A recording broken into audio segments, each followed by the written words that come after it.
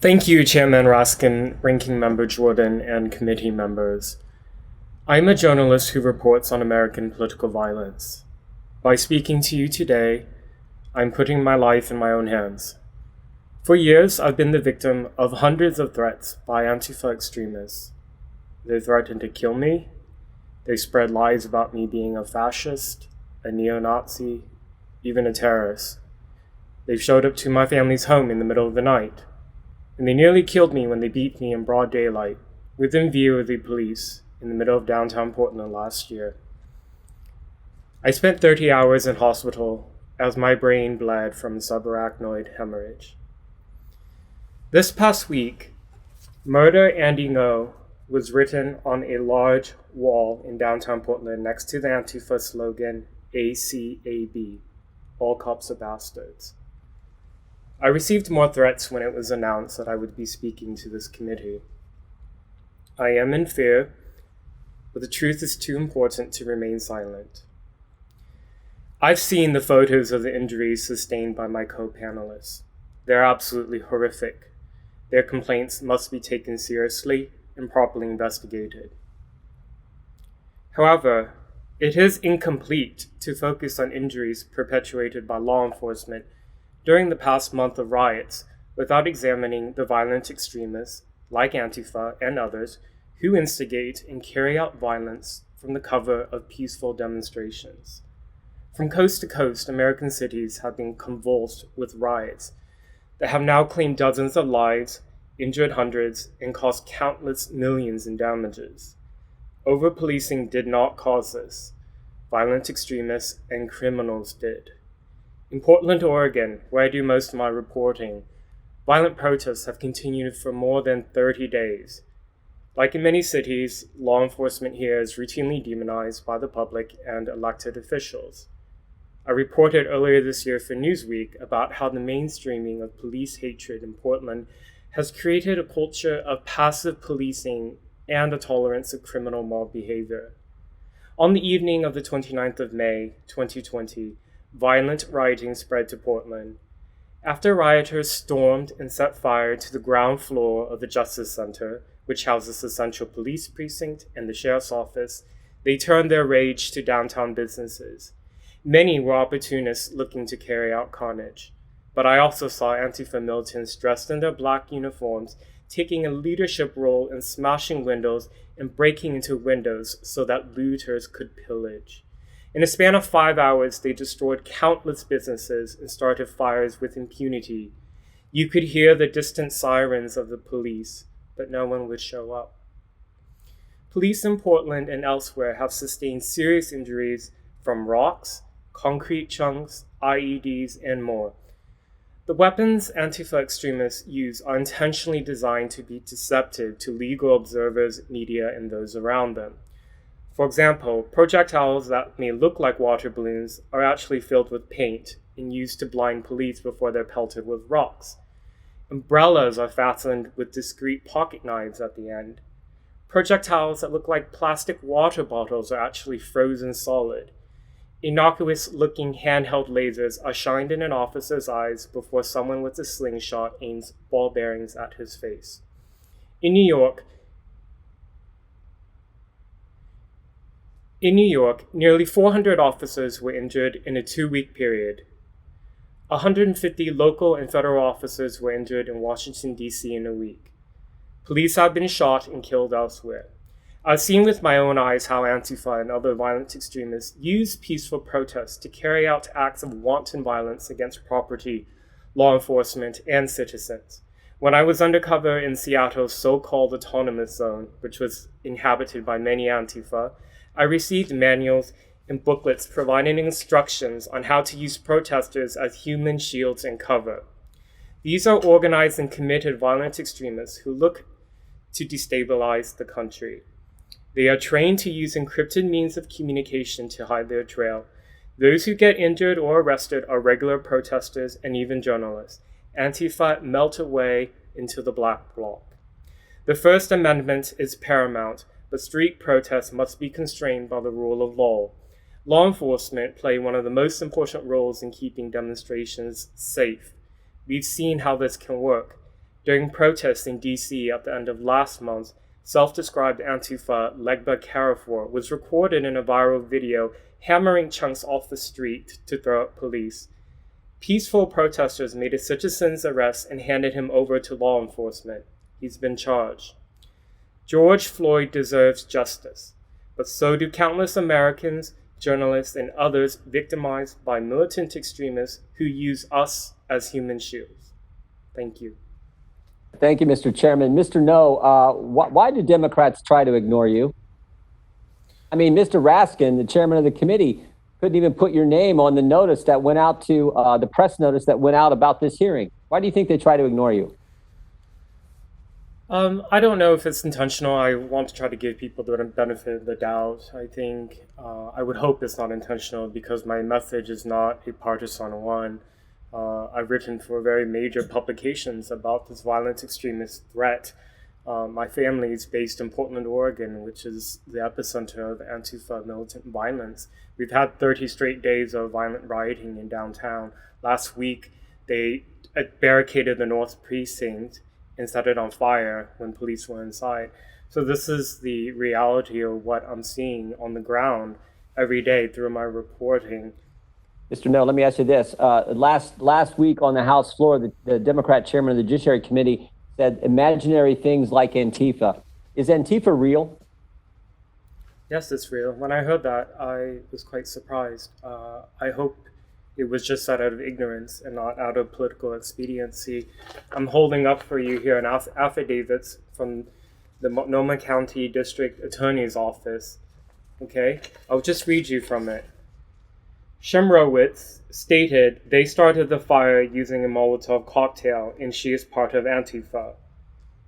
Shemrowitz was reported to be extremely excited about being labeled a terrorist and was very animated about her hopes that police officers would be killed and injured by the riots. Now, this individual here has been charged with numerous felonies for arson, riots, and other crimes. This is a press release from Travis County, Texas, DA's office, and that I'll read from this. The 3 people arrested are known members of a local anti-government group, which is a self-identified communist socialist Antifa group. The damage to property and merchandise stolen is valued at over $20,000. So it's not a conspiracy theory. That's a information warfare term. We need to come together as Americans to counter violent extremists on the far right and the far left. I couldn't agree more. Do you agree with the president's designation of Antifa as a terrorist organization? Yes, based on the activities I see what they're doing on the ground.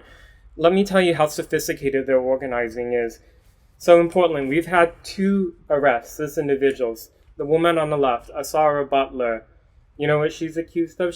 Police said that she's been charged with multiple felonies. They say that on the 2nd of June, she was part of a unit who was driving around during a violent riot in downtown and resupplying her comrades with weapons and more supplies. When police attempted to question and then detain her, she sped off, hit other cars, and the only way they could stop her was by using a strip of spikes. And she injured an officer in the process of being arrested.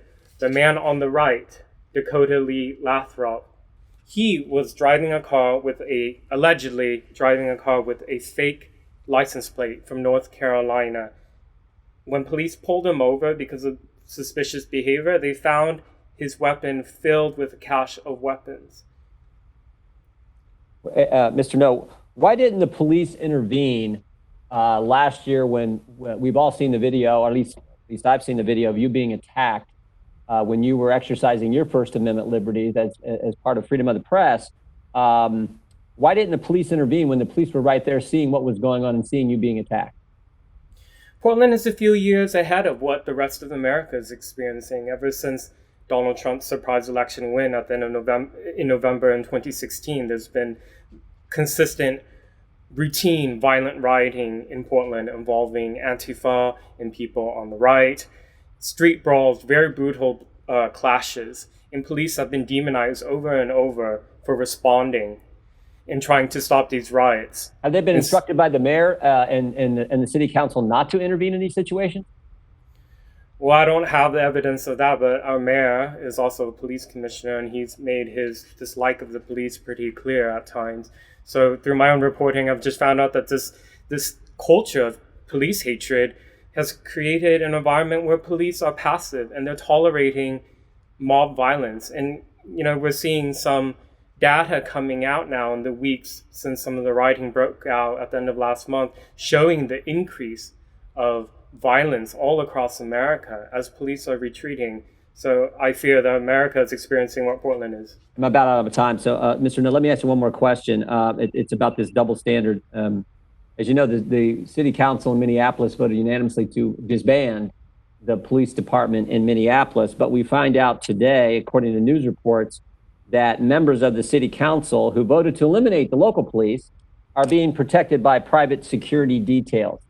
And not just being protected by private security details, they're using taxpayer dollars to pay for that protection. Give me your thoughts on this obvious double standard. Public elected officials need to be protected from terrorists and those who seek to harm them. And you know who else deserves to also be protected by law enforcement? Regular civilians, regular citizens, people like my co-panelists and people like myself. Mr. No, Attorney General Barr has stated that some of the rioting and violence we've been seeing lately was because extremist groups hijacked some of these protests. Can you speak to some of the instances and shed some light on what has been happening with anarchist groups inciting violence? Yes, I'm most familiar with what's happening in the Pacific Northwest because I'm here on the ground. I would like to bring your attention to this manual that I received from that so-called autonomous zone in Seattle when I was there. There was a lot of radical anarchist Antifa literature that was being disseminated like candy, booklets and manuals. This one in particular provides instructions on how to use crowds, quote, crowds of ordinary everyday people is our first line of defense against a police attack. Draw a crowd by calling a meeting of some kind to discuss the crisis or just to dance. If the police build barricades, the crowd will be between us and the cops. So there are very specific instructions, training going around about exploiting large numbers of people as human shields, and that's what we that's what we see happening every day in Portland. So, for example, last week when they barricaded the North Police Precinct and set it on fire, you know what people in the crowd were shouting at the same time that they were doing this? Peaceful protest. So there's a lot of misinformation and propaganda going out there, particularly from, in my view, biased journalists and many media crews on the ground in these situations because it's so dangerous. So it's important to recognize that, yes, the majority of the people taking to the streets across the country are peaceful, but it only takes a very small amount of people to turn a demonstration into a riot and cause millions and millions of dollars in damages, as we've seen, destroying livelihoods and causing the deaths of people as well. Let's not forget that. Yeah. Causing hurt. I could see it, and if I understand what you're saying is that these instructions that are being putting out by these these groups like Antifa, when they hijack this crowd that's doing a peaceful, they sort of drown out the message. But then also by doing that, the police are trying to keep everybody safe, and there's being some harm done to people that should not be happening. In your case, by the groups, and in some other cases, by the police trying to keep people safe. Yes, I think police are in an impossible situation. So in Portland, for example, they retreated. And you know what happened on our first night of rioting? For 5 hours, mobs of people had full control of downtown, looted the mall, started fires all over. So there was pressure for police to respond. So the next day they used tear gas and others to disperse violent rioters, and then that was framed as police brutality, and the city council then restricted some of their tools to be able to effectively control the crowd. And the same thing has happened in Seattle with the injunction there. So I don't know what politicians want police to do. Do you want them to protect life and protect property? Or do you want to give rioters the ability to destroy and kill as they've done? Thank you. Mr. No, would you leave us with a parting thought? Thank you so much to this committee, as well as my co-panelists. I hope those who have been injured get the justice that they deserve. Reverend Gerbasi.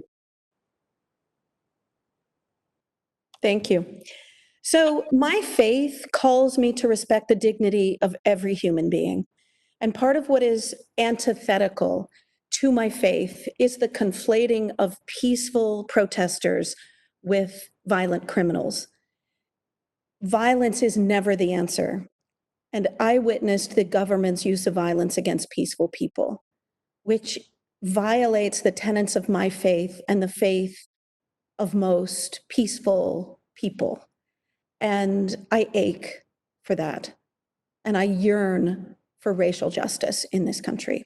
Well, let me just close. I want to, first of all, Reverend Gerbasi, you're my constituent, so I'm especially proud of the role that you've played in this, but I'm really proud of every single person here for standing up for the First Amendment, for the Constitution, and the freedoms that are the lifeblood of our democracy. I find it terribly searing that there are two people who appeared with us today who were injured in their eyes. And Ms. Tirado, I am very sorry you've lost vision in one of your eyes, but this is the year 2020, and you still very much have perfect vision in terms of understanding what's going on in America, and we need you still on the front lines of journalism. And Ms. Ratliff, our thoughts and our hopes are with you that you make a complete recovery from the injuries you suffered, and for everybody here who has suffered different kinds of wounds and injuries at the hands of government violence or other kinds of violence. Our thoughts are with you. It's a tough time for America, and we're in the throes of trying to repair a broken social contract, a social contract that's been broken for centuries because of violent white supremacy and racism. And, you know, the Supreme Court said in the Dred Scott decision in the 19th century that the African American has no rights that the white man is bound to respect, and that the Constitution is a white man's compact. And we tried to overthrow that understanding in the Civil War with the Reconstruction Amendments. And Reconstruction lasted for 12 years of meaningful, strong interracial progress in democracy before it was undone again by violent white supremacy, the Ku Klux Klan and the Night Riders and the literacy tests and the poll taxes and the grandfather clauses and so on. And then it would be almost another century before the modern civil rights movement brought us a second Reconstruction through the nonviolent blood sacrifice of Dr. King and Schwerner Chaney Goodman and Medgar Evers and Viola Luisa and everybody who put their lives on the line to build the dream of America as a place of justice and equal rights and opportunity for all. And we have slid back towards the baseline of violent white supremacy in far too many ways. But Black Lives Matter and the wonderful young people who've been out at the barricades in large cities and small towns across America have given us hope for a new lease on life and for a reformation of our social contract so that it is meaningfully inclusive of everyone, so that we really can fight for democracy and justice and freedom and civil rights and civil liberties for everybody. So I want to thank again all of our briefers for participating. You have done your country a great service today, and I want to thank all of the members who attended and participated as well. With that, the meeting is adjourned.